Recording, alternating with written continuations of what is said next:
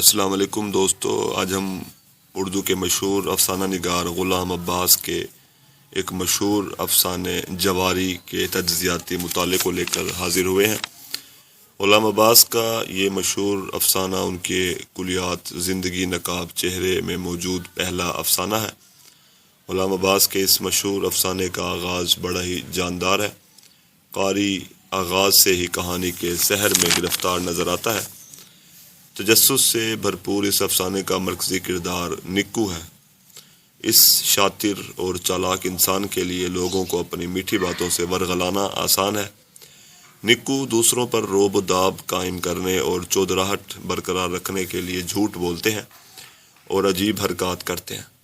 نکو دوسرے جواریوں پر روب ڈالنے اور انہیں اپنے زیر نگی رکھنے کے لیے جھوٹے سچے قصے بنا بنا کر سناتا ہے کہ بڑے بڑے افسروں سے اس کی دوستی ہے، فلاں تھانے دار اور داروغہ سے اس کی سلام دعا ہے، لہٰذا کسی کو بھی ڈرنے گھبرانے کی ضرورت نہیں ہے۔ غلام عباس نے اس افسانے میں جواریوں کی مجبوریوں، کمزوریوں، پریشانیوں اور عادتوں کا نقشہ کھینچا ہے۔ بیانیہ انداز کا حامل یہ افسانہ اتنا مربوط، جاندار اور مضبوط قسم کا ہے کہ قاری ہر دم توجہ برقرار رکھنے پر مجبور ہے۔ غلام عباس کے کرداروں کے بارے میں اکثر ناقدین کا یہ خیال ہے کہ غلام عباس عام معاشرے سے تعلق رکھنے والے دوہری شخصیت کے مالک لوگوں کو جو ہے اپنے افسانے کا کردار بناتے ہیں۔ نکو جھوٹی انا کو برقرار رکھنے کی کوشش میں جھوٹ بولنے پر مجبور ہے۔ اس افسانے کے کرداروں میں نکو کے علاوہ ٹھیکیدار، سرکاری دفتر کا عہدیدار، مہاجن کا بیٹا، ڈرائیور، چمڑے کا تاجر اور اس کے علاوہ دو اور لوگ بھی افسانے کے کرداروں میں شامل ہیں۔ دو بے گناہ چھاپے کے دوران پکڑے گئے۔ ایک کردار جو ہے وہ منسکھ پنواڑی تھا جو کہ 10 کے نوٹ کی رزگاری لینے آیا تھا، اور دوسرا ایک وثیقہ نویس تھا جو کہ ٹھیکیدار کو ڈھونڈتے ہوئے ادھر آیا تھا، اور صحبت اور ماحول کے باعث یہ دونوں بھی چھاپے کے دوران بے گناہ پکڑے گئے۔ قمار بازی میں یعنی کہ جوا بازی میں گرفتار ہونے والوں کی ذہنی کیفیات کو خوبصورتی سے اس افسانے میں واضح کیا گیا ہے۔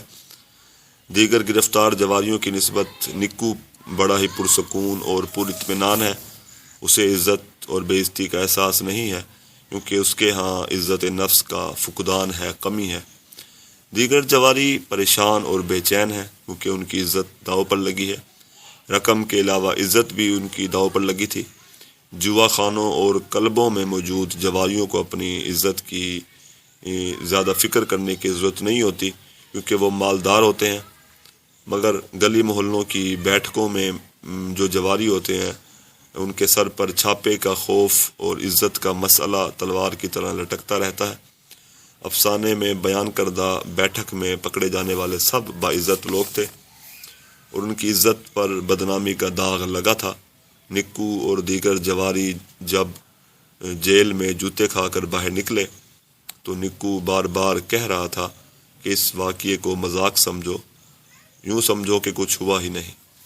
افسانے کا آخری پیراگراف جو ہے وہ پورے افسانے کی جان ہے، اور سماعت کیجیے گا۔ یہ لوگ تھانے سے یوں نکلے جیسے اپنے کسی بڑے ہی عزیز قریبی رشتہ دار کو دفن کر کے قبرستان سے نکلے ہوں۔ تھانے سے نکل کر کوئی 100 گز تک تو وہ چپ چاپ گردنیں ڈالے چلا کیے۔